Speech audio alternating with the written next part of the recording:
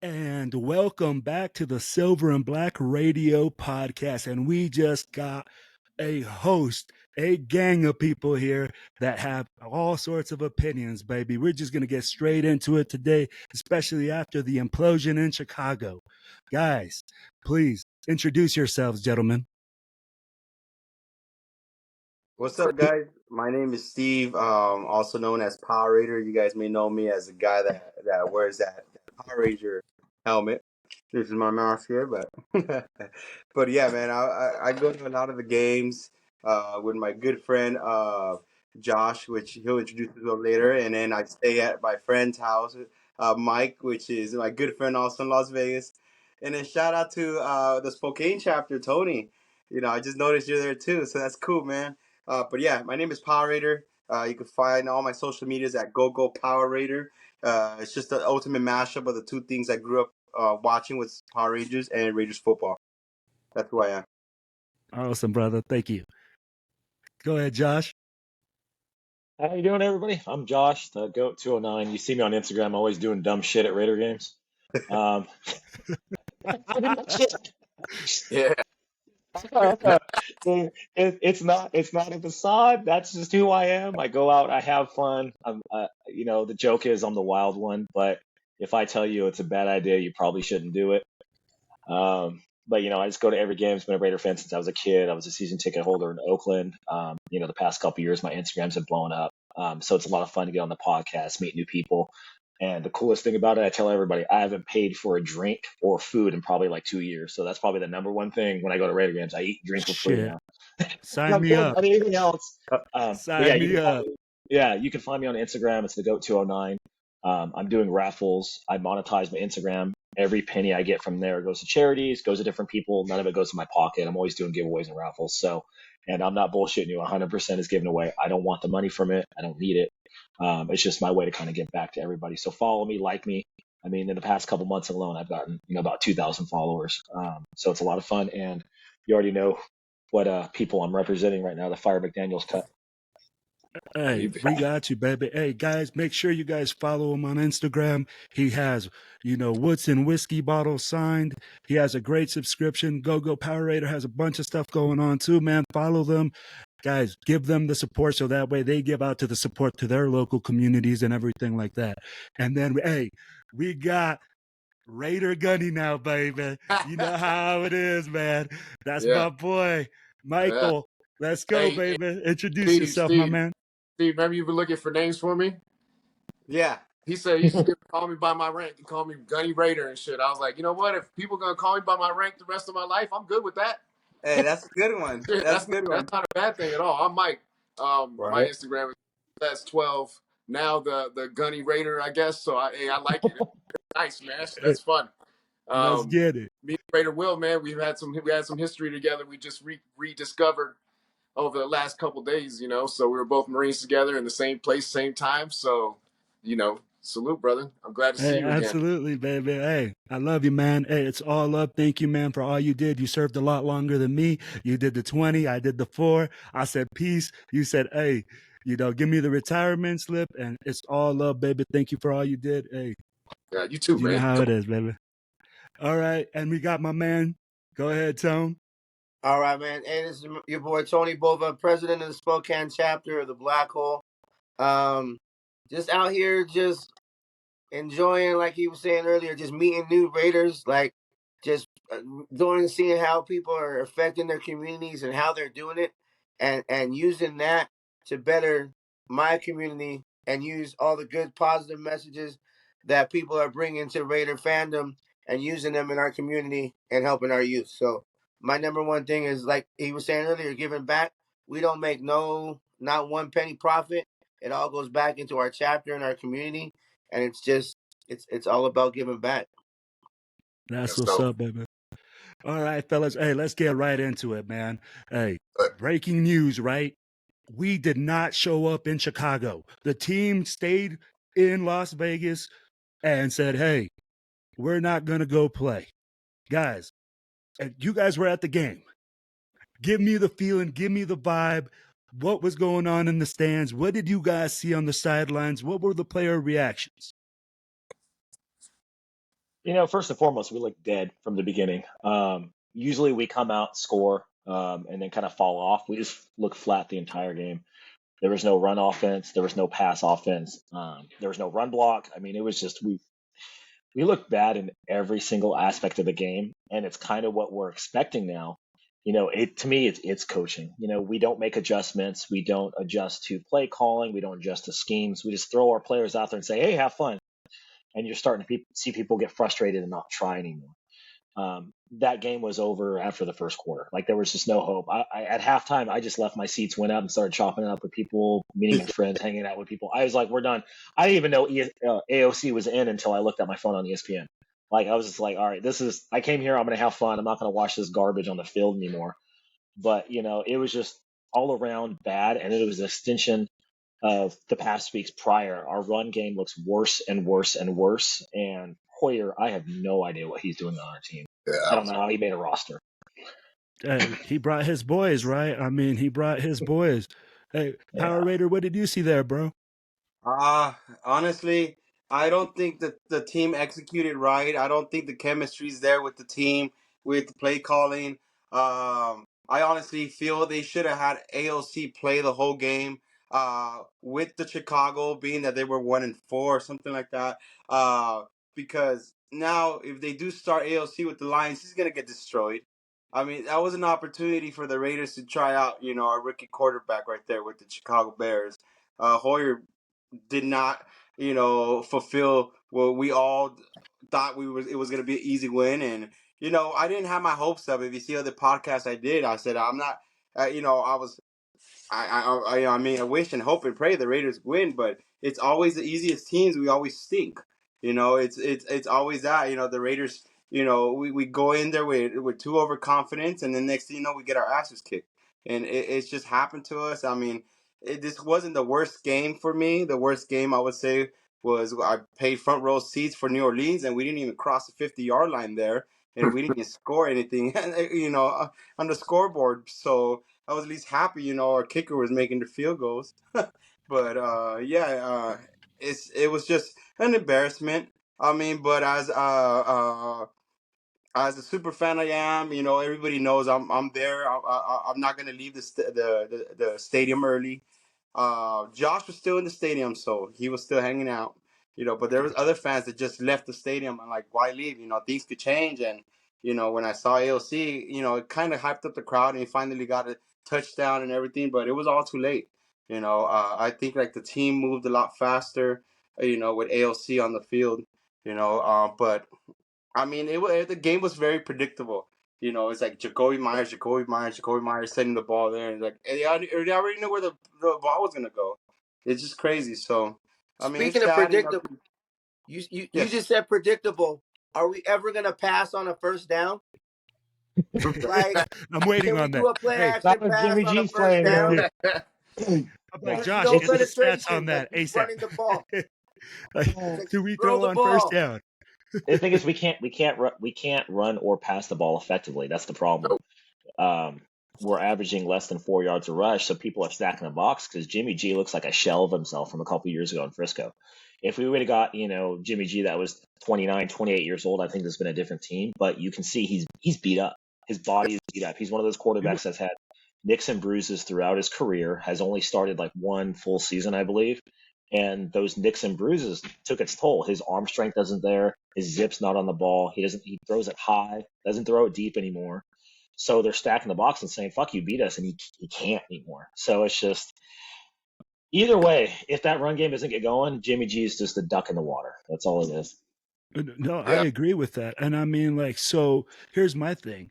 We see when Jimmy G had success, he had a team around him. He had an offensive line. He has a really good defense. All key components that we don't have. And we're asking this guy to carry the squad, to be that guy. And hey, he just isn't that guy. And I 100% agree with you guys there. And I think it's difficult because, guys, what are we? I mean, like, we are really lacking an identity as a team. Are we a defensive team? Are we an offensive powerhouse? We got a bunch of names. I mean, roster wise, we got Devontae Adams, Josh Jacobs. I'd be like, you could throw out names and we got them all day. But guys, we don't have an identity. So, like literally, that comes to coaching with, like Josh said, right? We don't run the ball. We just, what are we? I mean, like, what are we? To me, it's coaching. What's crazy is I'm still the type of person, I'll get excited about something. I was like, oh man, defense is starting to look good, right? And then expectation, like what happens and what I already know what's going to happen. It'll look good for a minute and then boom, drop off. It's just, I'm used to the disappointment, like lifetime of misery and pain type of thing, right? And the other thing about that game that kind of, that I was really disappointed about, again, with McDaniels and his this is in the fourth quarter. We're already losing 24 to what, 24-6, I think it was, or 24-3. And he goes for it on fourth down, burns another minute or two off the clock, gets down to the whatever it is, the 6-yard line. We got a fourth down again, then he kicks a field goal. It's like, why'd you go for it on fourth down the first time if you're going to just burn some more time and then not expect to go for it on fourth down the second time? Right. This is just little things that, you know, if you're not going to try to score, win the game, what are you really doing, man? You're playing conservatively and you can't really afford to play conservatively. He did the same thing in Pittsburgh, though. He kicked the field goal when he should have went for it. 3-3 team.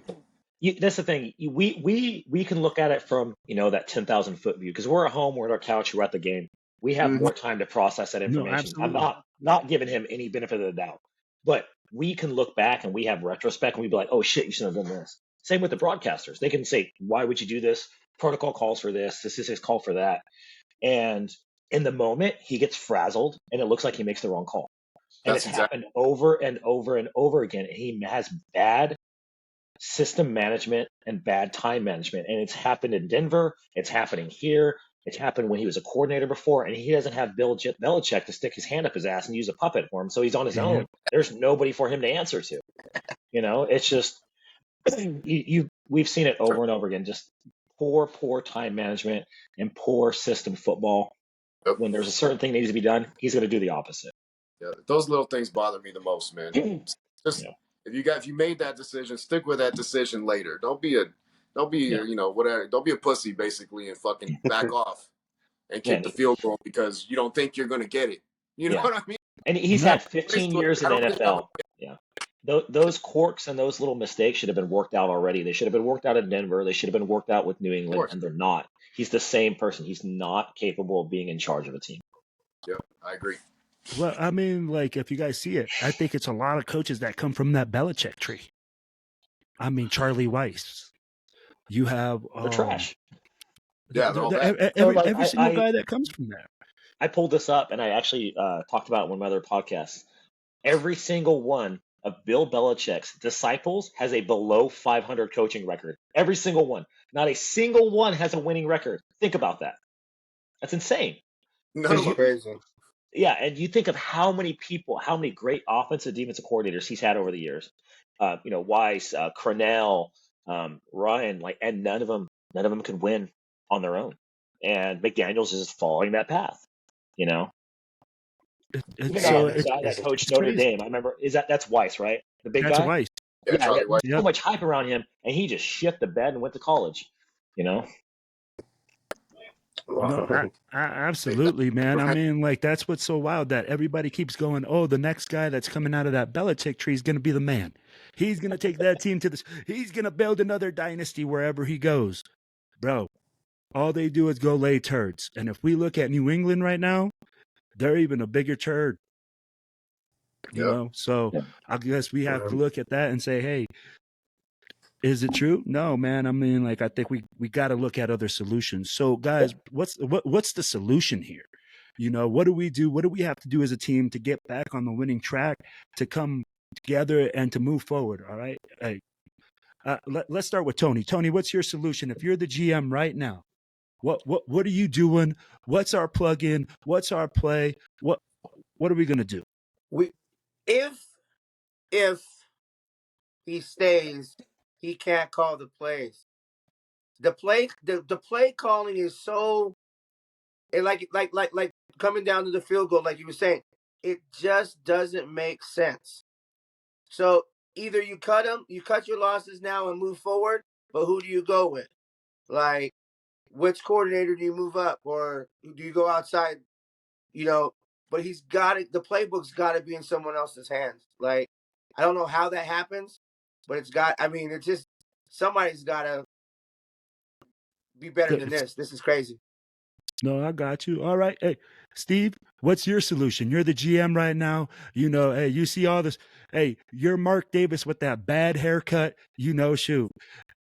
Tell me what you You got. know, I'm in a position that I don't want to reconstruct because when a new head coach comes in, everybody gets out, and then they all bring their own talent and all that, and we're not in that position right now. We're not even at 500 right now as a team, so we got to work with what we have. We first of all have to be take responsibility. You know, we can't blame others, especially a rookie quarterback. You can't blame him for the game. You know, when you just played him for less than what 5 or 10 minutes, or whatever it was. I mean, you take responsibility, take ownership. You know, hey, you messed up, you messed up. You know, but I am opposed with firing him because I just don't want a whole reconstruction. You know, and it's gonna take 2 years to get all the chemistry all together. And if the chemistry is not there right now, you know, and they've been with him for over 2 years, I mean, it's the leadership, man. It's like it's in any work environment. All employees produce are more effective when the leadership's there. You know, they produce better, they sell better, they have great service better, and it goes the same way in the field. You know, with football, you know, the players are gonna play better. They're gonna listen a lot better. I mean, I get it when Gruden was there, and then all those emails came out, and they said that he was racist and all these things, and I'm like, okay, so there was that division within the locker room and all that. But right now, that's not the instance. The instance is just the play calling and all that. So that's what's going on, and I would just keep them, mold around them, hold them accountable, you know, and just like any employees at any workplace, you know, write them up one time, write them up a second time, but you already have a structure. And I would be like the third write up, you know, if he messes up this game, you know, and then from there, you know, have a game plan, you know, a solution like you said. But that would be my solution. Just work around him. I don't want a new whole executive team there. You know, that's my. I do. Yeah, I do. you got to look at a plan that you want to say, hey, we want to win, and you don't want to be like, hey, man, I don't want to win 3 years from now. I want to win right now. Yeah. Just like your hat says, make the Raiders great again. I do. I think he's got to go, man. And not to. And I understand where Steve's coming from. Like, if you've been a Raider fan long enough, you've been through 1,000 rebuilds. We're on. It seems like we're on like what the 25-year plan. Trust the process, the 25-year process type thing. Yeah, 35-year plan, 38-year plan. Yeah, the 35-year plan. But I get it. What Steve's saying. You don't want to rebuild. We're still only a 3 or 4 team. Maybe they catch lightning in a bottle and make the playoffs as the optimistic guy. But as the guy who has the expectation, we're probably going to win like 6 or 7 games, and then we're going to end up firing this guy anyways. My thought is you fire him now and start looking for that next guy now, because you know I'm from a more results driven type of place, and Yes, those write ups for me is all what he's already done, what he did last year, what he did this year, losing all them leads last year should have got him fired. This year, now he's making even worse decisions. That should get him fired. So for me, those are the write-ups that we're talking about when it comes to business. And, you know, we could run our mouths all day and yell at Mark Davis and put out signs, you know, scream at the guy. But the guy's been wearing a bowl cut since he was, you know, 6 years old, man. And everybody's made fun of him since he was that age. And he hasn't changed it not once. What makes you think that us yelling at him to change it is going to change anything? He's good where he's at. So, I mean, us yelling, I don't really know what the answer is for him. I know what I would do if I was him, but I know that dude's got a hard head, just judging basically solely off that haircut for the last 30 years. I know that dude's got a hard-ass head and ain't going to change nothing. No, absolutely, brother. Josh, your thoughts, brother. You're the GM right now. Tell me what you do. First and foremost, fire McDaniels. He lost us a bunch of leads. He's not capable of being a head coach, and everybody's like, who are you going to go with? I don't like Graham, but you make him the intern, and you got 2 options. You either go with an offensive coordinator or a defense coordinator. The Harbaugh shit ain't going to happen. He ain't leaving Michigan. We're not getting Dion. Don't go down that path. To me, it's 2 real options. Like, for me, the lead candidate would be Dan Quinn from the Cowboys, defensive coordinator. If you want to build a D, And to me, I think that's personally what we should do because we're not going to build an offense that competes with KC. We haven't closed the gap with Kansas City in our division. No team has. What beats Kansas City is defense. So to me, it'd be Dan Quinn. If it's an offensive coordinator, you maybe go with Phillies coordinator Johnson, or you go with Frank Smith from Miami. High-powered offenses know how to spread the ball around. They're more of a new age offense, spreading the ball, using speed, using your size to your advantage, and that their offensive lines are both just nasty. So that's what I would do. We're going to rebuild. We can't win with what we have. McDaniels can't win with what we have. We have too many good players to have a 3-4 record and to go out and shit the bed against Chicago. So that would be my number one thing. You get rid of these. And the thing is, we're going to have all these coordinators gone anyways. We're so up and down. Our offensive defensive coordinators are both going to be gone. What do you think they're going to put up with the last ranked offense? You think he's going to keep his job? Like, no. We had Devontae Adams and Josh Jacobs, two of the top 5 position players from last year who are doing shit and they're angry. Jacobs is not coming back next year. He's going to go somewhere else, because he's going to think his value is at 10, 12, 13 million. And the Raiders are going to be like, no, look at your season. Yep. And he's going to be like, it's your fault. And he's going to leave.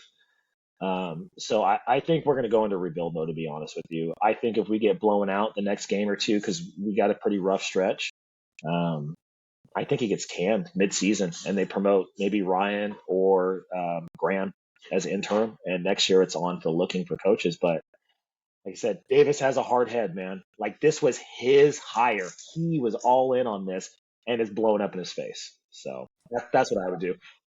But also, we haven't drafted a quarterback in the first round since Jamarcus, and before that was Maranovich. So we have 2 first-round draft pick quarterbacks in the past 30 years. Draft a fucking quarterback for a change.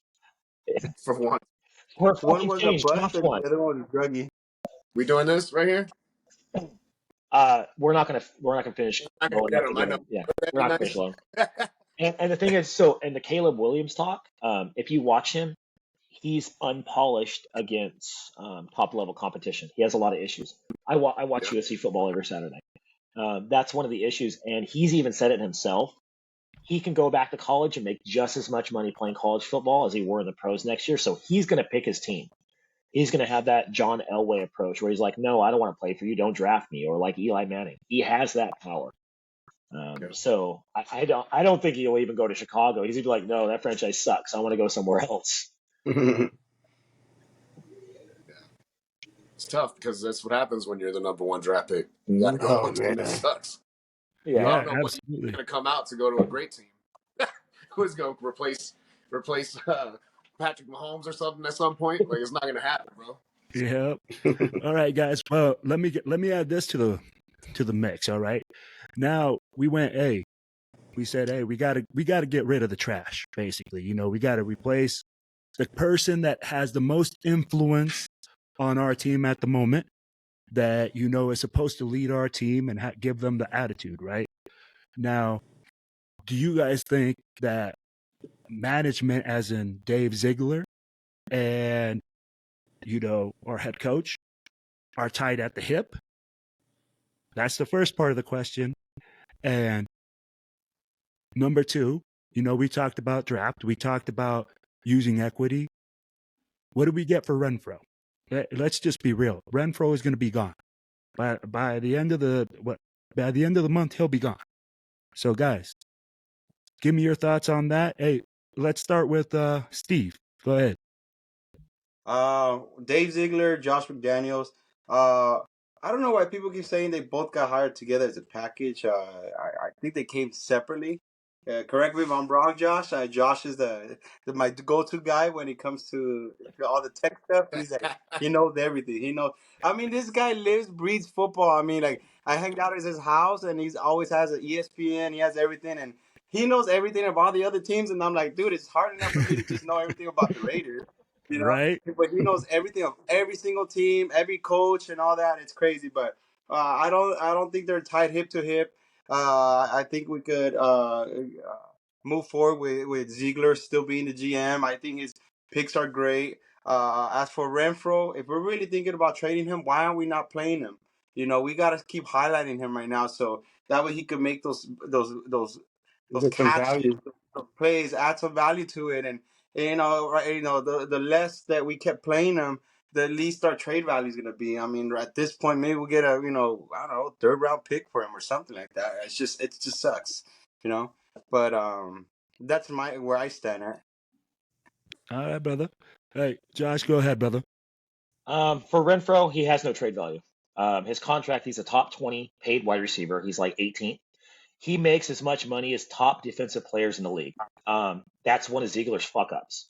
Him and Jones. He overpaid both those players. The good thing is we can get out of the contracts. So that's $30 million on the table right there for free agencies that we made bad decisions. People forget Ziegler, this is his first GM job. He was a scout for the Patriots prior. So he's having some ups and downs for the most part. Like I said, Tillery, he got undervalued. Jacoby, he got undervalued. He got Peters on a good contract, but Peters is shit in the bed. There was a couple of decisions I questioned, like he shouldn't have got rid of Rocky Sin. Rocky Sin and Peters had the same stats. I don't think him and McDaniels are connected at the hip. I think McDaniels is sinking his own ship. Ziegler is giving McDaniels players. He has gotten players on good contracts, made a few mistakes. It's his first year, second year. It's going to happen. Like it's just going to happen with new GMs. He's doing leaps and bounds better than Madoc ever did. So, as far as his draft picks, Wilson, we're going to see how he does. Hopefully he doesn't turn into another Farrell. But Meyer, you saw coming on. Then you see Ja'Cory and Bennett start. He's playing hard for a rookie, flying around. He's making rookie mistakes, but you can tell he's trying. And we got a couple other late round picks. So we'll see how that goes. I don't think Ziegler's going to go anywhere, to be honest with you. I think he's getting a better feel for the job than McDaniels is. But as far as Hunter, his contract's too high. His productivity is too low. Raider fans are attached to mediocrity. Hunter averages 600 yards a year. That's it. He's like, what? Hey, he had one good year. Yeah, 75th. One season. Yeah, he's a 75th to 100 ranked wide receiver. I got shit for saying that today. I was like, he averages 600 yards a year, and that's not including this year. If you included this year, it'd be like 500. And he's been hurt twice, and he's missed a bunch of games, and he's not a red zone threat. He's a good number 2 or 3 at the $7-8 million mark, and he's making $4 or $5 million more than that. His trade value is lowered because of his contract. If we trade him, we only get about a 1.8 million cap hit to our dead cap. So honestly, best 5th round, most likely a 6th, and maybe swap some picks. He just doesn't have trade value. I don't give a shit what anybody says. He's not a number 1. He's a number 2 to number 3 that's undersized. He's 27 years old already. Yeah, no, absolutely. Hey, Tony, hit me with it. Do you take Ziegler and McDaniels are attached at the hip? What do we get for Renfrow? No, I don't think they're attached at the hip because like he was saying just a second ago, he's doing great with providing the right players. It's just not being put right. So I see Ziegler staying, and I see McDaniels gone way before he's gone. So I see that happen. I see GM is doing a great job. I like the picks. Like you said, hopefully they pan out and we don't get another bust, but that time will tell with that. And Renfrow, I see a 4th, 5th, maybe with some swap picks. Somebody's gonna need. They're gonna have an injury. They're gonna overvalue Renfrow as well. I see them needing that what they see as the last piece, but maybe 4th, 5th, right around in there with some swap picks, I say is okay. I got you. All right, Michael. Let us know, bro. Hey, is Ziegler I'm gonna say are they attached? I'm gonna say I agree that they're not attached at the hip, but anytime somebody gets fired, the whole team usually gets cleared out from top to bottom, right? So don't really know. I agree that he's doing a pretty good job, given his circumstance. He is putting people on the field. He did get Devontae Adams, I think the best wide receiver in the league right here, right now. Bringing in Jimmy G, I think that was probably McDaniel's call. Give me this guy and I'll do something with him. He's not doing anything with him. You know what I mean? But yeah, and the whole quarterback room, damn mess. But other than that, I mean, he's drafted some good players. You're right. Wilson, we'll see. You know, I like to give people a little bit more time than a few games a year to see if they're going to be good or not, right? The jaded Raider fan, they want perfection, but you're not going to be perfect as a GM, right? But I don't know. They may be attached at the hip just because that's what I've seen teams do before, but I don't think they should be. I think I wouldn't mind keeping Ziegler around because I think he's doing okay. When we're talking about Renfrow, I agree with you. I'm not attached to Hunter Renfrow in any kind of way. I know he had that one good season with Carr, but what are we talking about? He hasn't done much. Just like getting rid of our tight end last year, right? I mean, the guy was hurt every year. He was hurt. He was hurt. He was hurt. He was hurt. Great player on the field when he's on the field, but why be attached to the guy, right? So send him over. We sent him over to the Giants. He's doing his thing over there. Probably been hurt a couple times over there also. So I'm not really attached to Renfrow like that. He's right. He doesn't do much out there. He's our second, third option. And now they've actually put some players on the field that are, faster, that can, that run just as good routes. They do a whole bunch of other things that Renfrow cannot do.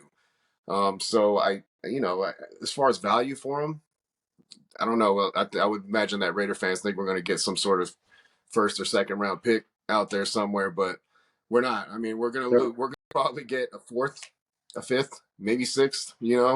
Some kind of pick compensation. That's really all I can see coming from this trade, because he hasn't done much, last year or this year. So I just don't see what we're going to get out of that trade. And you're right, Josh. He may not even be tradable, but the good thing is we can drop that contract when the time is right. No, Carr's gonna want absolutely. him in the States. Watch, you'll see. I love it. I don't even know if they can afford him. Come get him. And then Carr overthrow him in the end zone too. It'd be great. Hey, at least he's going to throw the deep ball. Right now, we can't even throw over 10 yards right now, guys. That's the crazy thing. No, it's been rough. Fellas, I agree with you guys. I mean, honestly, I don't think Ziegler and Josh McDaniels are attached. I've coached internationally. I would never attach myself to a GM and say, hey, I'm going to go and say, if we both do a good job, then we'll stay. If we don't do a good job, then we'll both go, or one of us, It just doesn't work like that. It's a professional field. Hey, you want to be a professional, you want to do your thing, you want to get out there and you want to do the right thing. So, and with the Renfrow, guys, here's my thought and my hope. All right. Maybe we trade a pick, we give Renfrow, and we get Max some help. Do you guys see any possibility of that actually happening? Saying with what? Give me a name, give me a team, something that gives me a little bit of hope as a Raiders fan to say there is a possibility of getting Max Crosby some help on the defensive line this year. I don't see it. No. If we do, it's going to be somebody that's injury prone or hasn't lived up to their hype, or maybe an expiring contract. Which I don't see them doing. They're just going to want picks and to draft somebody and get rid of that contract. Because, like I said, I made a list today. There's like 5 or 6, even like the top sack leaders in the NFL are making as much as Hunter Renfrow. Some of the top 10 interior defensive linemen are making $15 million a year. Hunter's making 13. So it's the trade off. Like, an offensive player makes more than a defensive player. A wide receiver makes more than a tight end. But the thing is, for a fourth wide receiver to make 12 to 15 million a year, that is a above average to Pro Bowl caliber linebacker or defensive lineman. Not a Joey Bosa or anything like that. Not the top of the top, the cream of the crop. But like even like Yannick that we had. Yannick only makes 10 million a year, 8 or 9 sacks. That's more production than Renfrow does. That's more production than Wilson does. It's more production than Kuntz does. It's just a better player in a better position that we can fill that he's doing right now. What sucks is Max did have a little help. So Chandler Jones went off the deep end over here before the season starts. I have no idea. And for him, right? No idea why they gave that dude $20 million, man. Like, that just it dumbfounds me every day.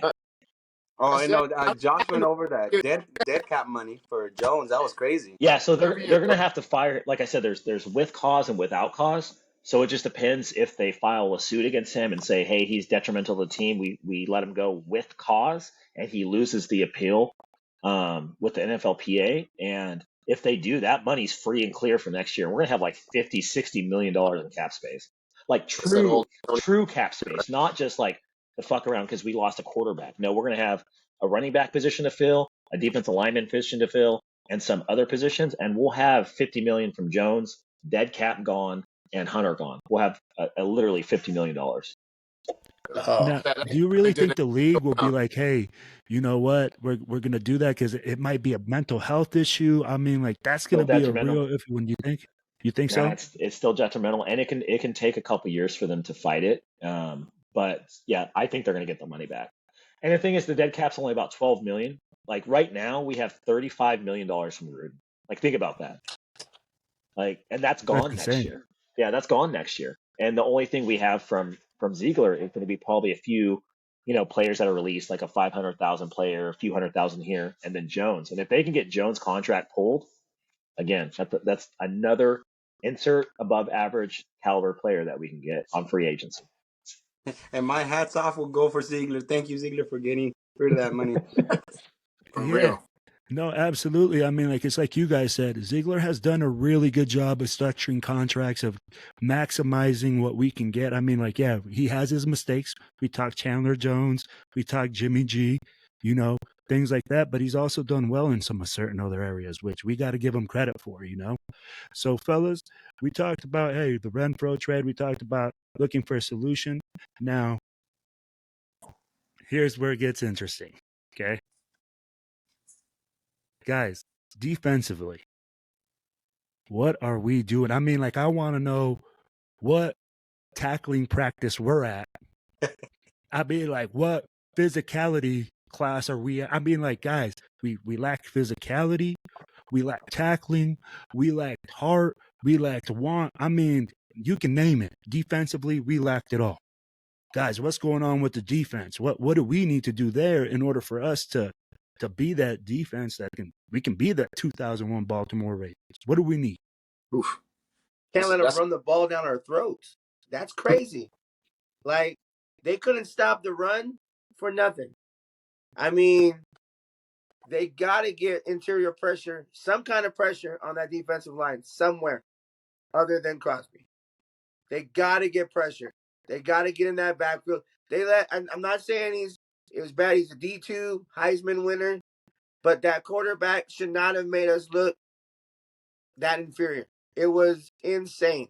He just could step back there and do whatever he wanted. Like, no pressure. None whatsoever. No, I agreed. got you. Go ahead, Michael. I agree. I agree. They looked, we've seen glimpses of good defense this year, right? Even in the early stages of this year, I was like, all right, these guys they look like they're flying around a little bit. They're making there's still some big mistakes that are made here, even early on, but they were flying around. It looked like they were gang tackling a lot. There's a lot of that stuff going on, the basic stuff. But in Chicago, it just looked lazy to me, is what it felt like. This just looks lazy. I feel like everybody had their hands on their hips, walking around type of thing, and it just didn't look how it looked in the past. I don't know. Maybe they got jet lag. Maybe they went out in Chicago, got drunk the night before. Who knows, man? But at the end of the day, there's a bunch of players back in the days used to play drunk or high or whatever it was, and they still did their thing, a la LT, right? Hey, So the Snake Stabler, baby, right by the exactly. jukebox. Exactly. You know what I mean? What do they say? What do they say? If you want to hang with the owls at night, or you got to soar with the eagle in the morning. Well, they sure as hell didn't soar with anybody in the morning. They looked like they were still in bed out there. It was, Yes, yeah. sir. All right, Josh, go ahead, man. So this is the thing. So like with me, I thought our defensive line would be halfway decent. It was last year. We lacked pressure, but we were able to stop the run here and there.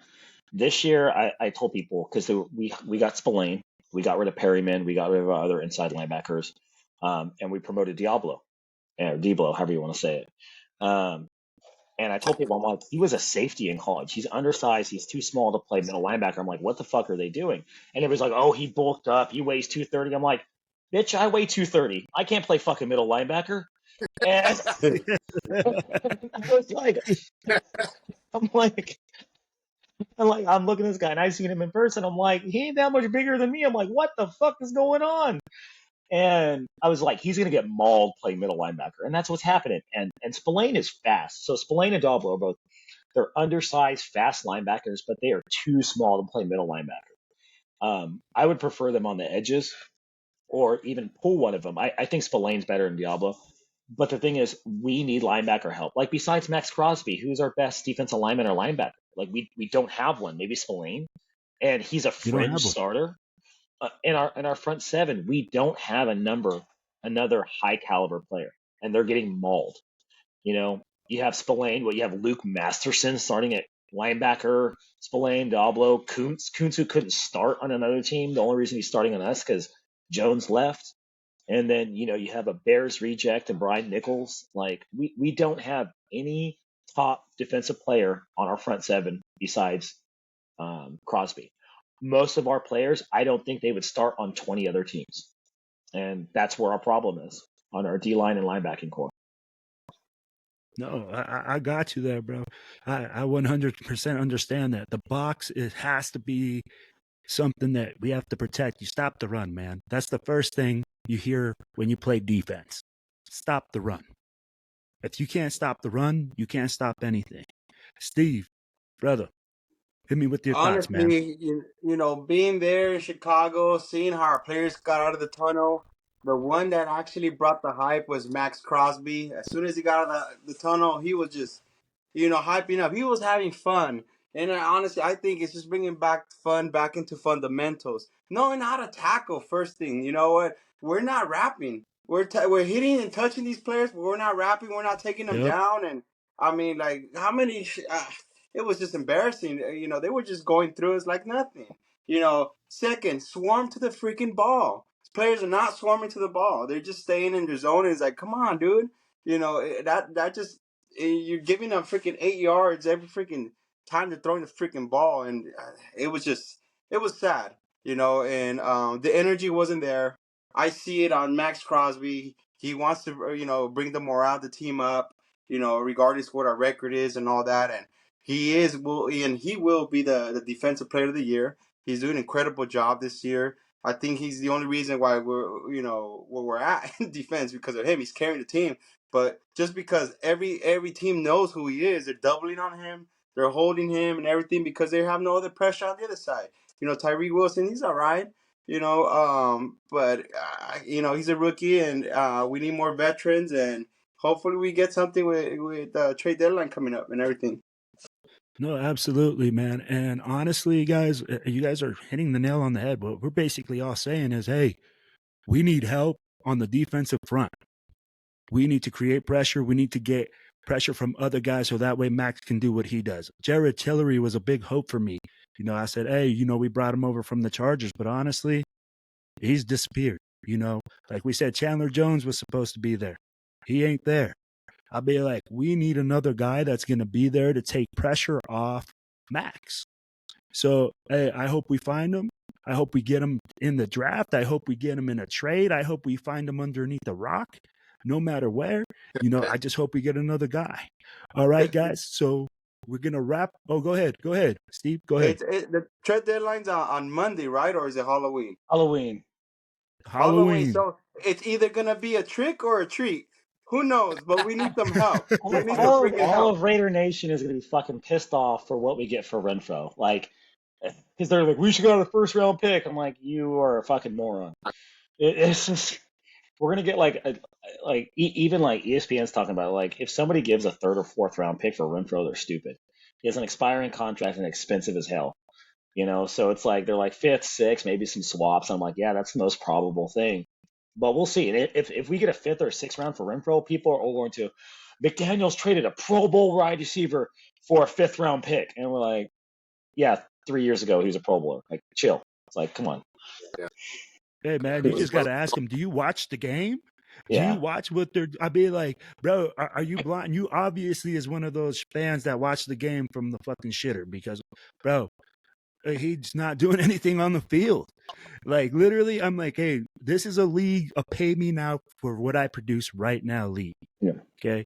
So, guys, if you're a fan and you think we're going to get a first round draft pick for a guy that's been, hey, heavily injured, has struggles, you know, one good season, you guys are ridiculous, man. Look who, and this is what I pointed out. I'm like, look who he played with in his 1,000-yard season.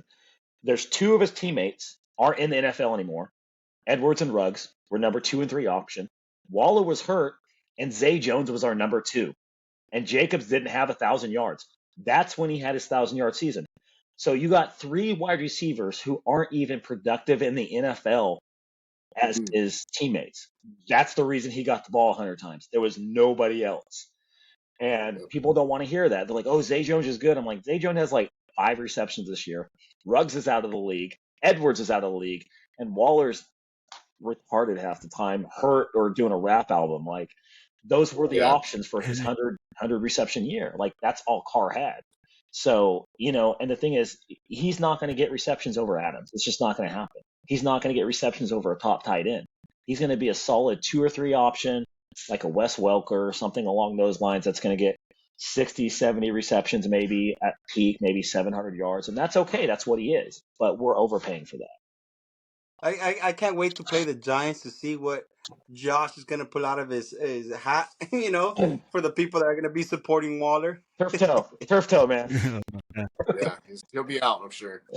No doubt about that. All right, fellas. Hey, so last question, so that way we can get this wrapped up, fellas, and I can get you. Hey, Steve, we can get you back to your beautiful wife.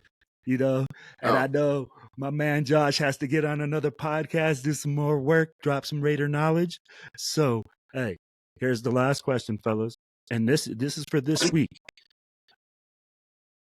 Who do you start? Jimmy G, AOC, Hoyer? I mean, like, hey, your choice. And why? Give me the facts. Give me the real deal and why you start them, fellas. Hey, Steve, go ahead and start this one, brother. At this point, what we're facing the Lions. They have a great defense. For our offensive line, regardless who the quarterback is, we're gonna get destroyed. Because that's how it is. Let's try. Jimmy G, like Captain Jack said, he's a one paper cut away to end his freaking career. It's just Jimmy G's just Made of fragile. glass. I would say Aiden O'Connell, just go for it. I mean, Jimmy G, everybody knows he does short passes. AOC, we seen him go with the deep ball threats, and that's what we need. I mean, we have the weapons. We have Devontae there. Might as well, mix it up a bit and go for it. Use Josh Jacobs. Use all the weapons we have right now, because regardless what quarterback's going to be in there, we're going to get destroyed by the Lions defense. All right, brother. Hey, Mike, go ahead, brother. Well, it's definitely not Hoyer. I think we already knew what we were going to see when he got out there, and we basically saw exactly what we thought we were going to see. Like, why is he even on the team? Over the last 15 years to know exactly what he's going to be. If we're still trying to win games, if we're not tanking this whole season, and I hope we're not, to be honest with you, because I still enjoy wins, man. I don't know about everybody else, but I love waving the fans away from our home stadium. And to me, you play the quarterback that's won the games. You stick with Jimmy G until you don't stick with him, until he's hurt, until that paper cut really gets him. Then we'll drop AOC in there, because AOC's still really raw, man. I mean, he's good. He can make some throws, but he makes some big time mistakes too, man. So, and that's a lot of that is also coaching, because he's putting him in the wrong positions, having the rookie with the game on the line, throwing a out route in the end zone or something like that. It's like, come on, man, just run the ball. You got Josh Jacobs 4 times, right? But let's just toss it on first down. That's the one time we threw on first down, by the way, guys. Right? We lost the game. Yep. All right, Tony. An out route in the end zone for sir. a pick.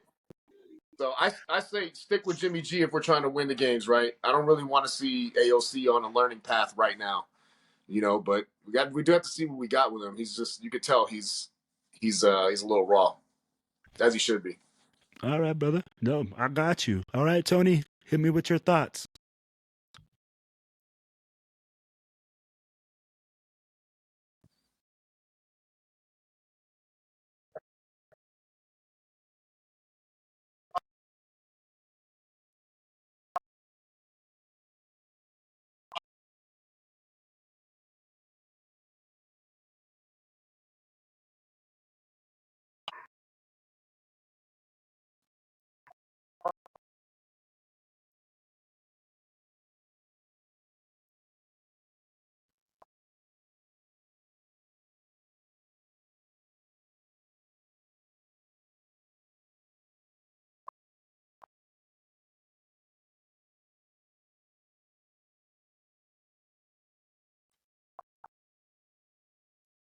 No, I got you. You're with Steve. You're on the Win Right Now bus. We want to go. All right, brother. Hey, let's finish this off with the sexiest mustache in Raider Nation. Josh, let's go. Hell yeah. You caught me off guard with that one, man.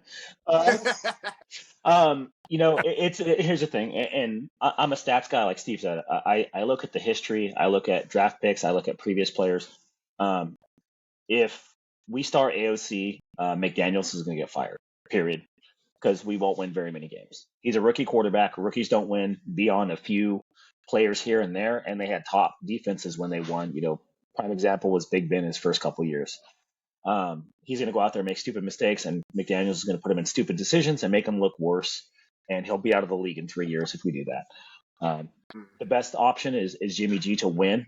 Jimmy G is 3-2 this season. We've lost both games with our backup quarterback. Our team is built around Jimmy G, as bad as he's played, but he does give us the best option to win. The reason we're losing these games is because we don't have a run game. If we had a fraction of the offense we had last year, I think we'd be 5-2.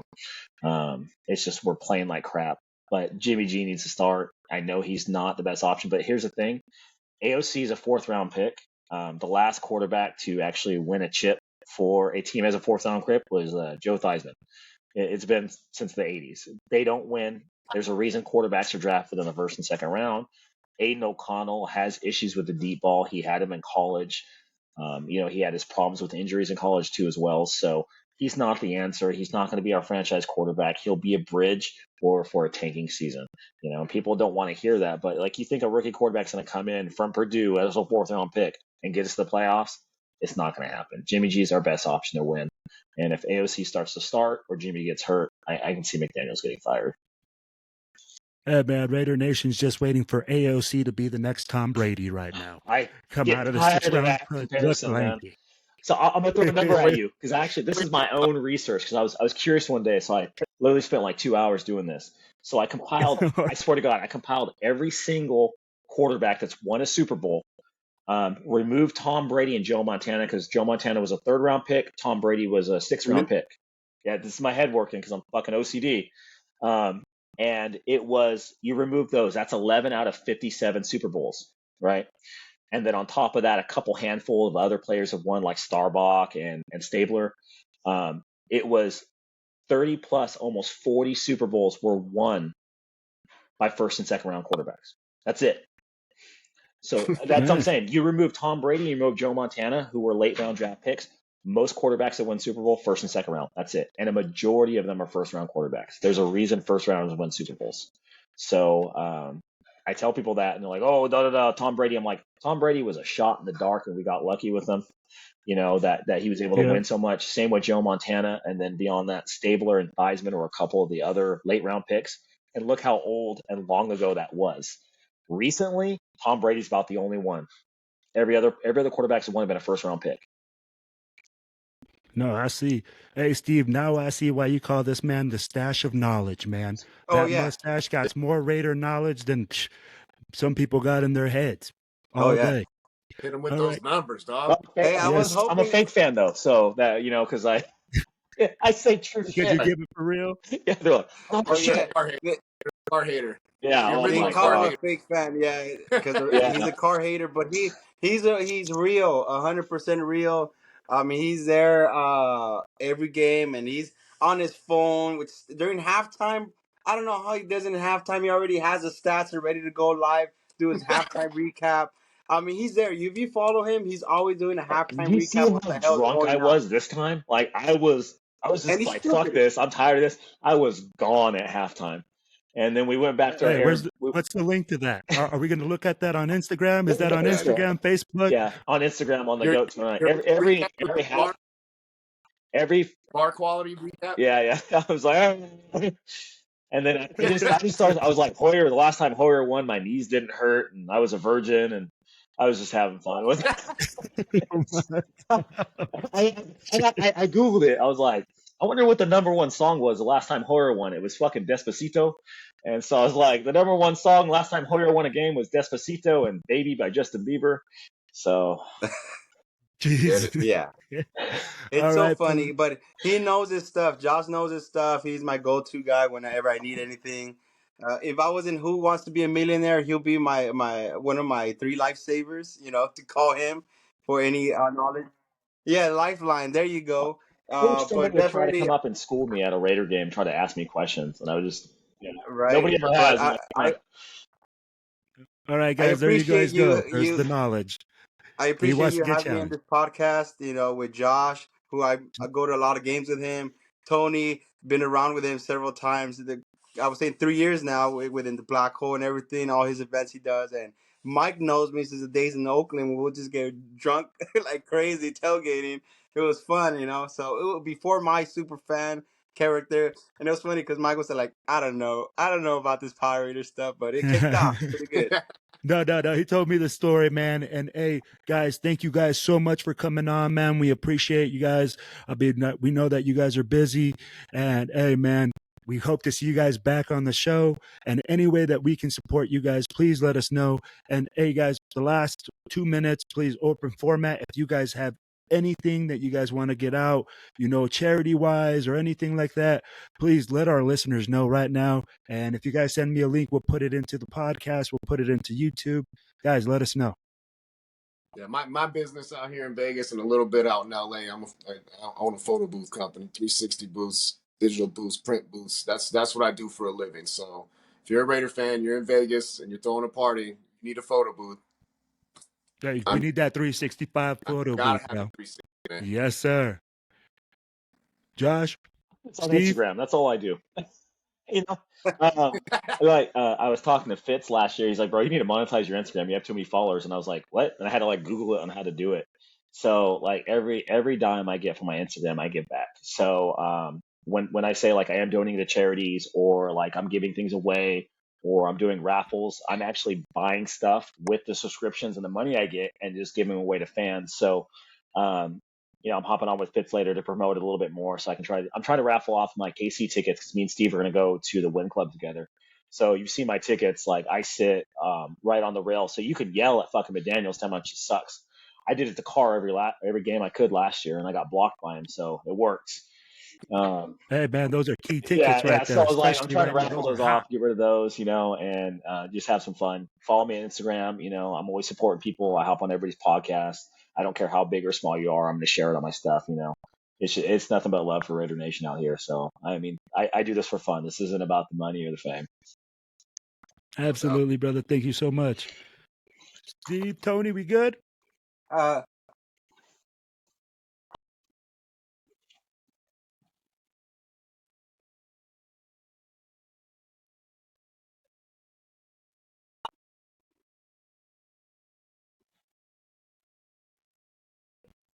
All right, Steve.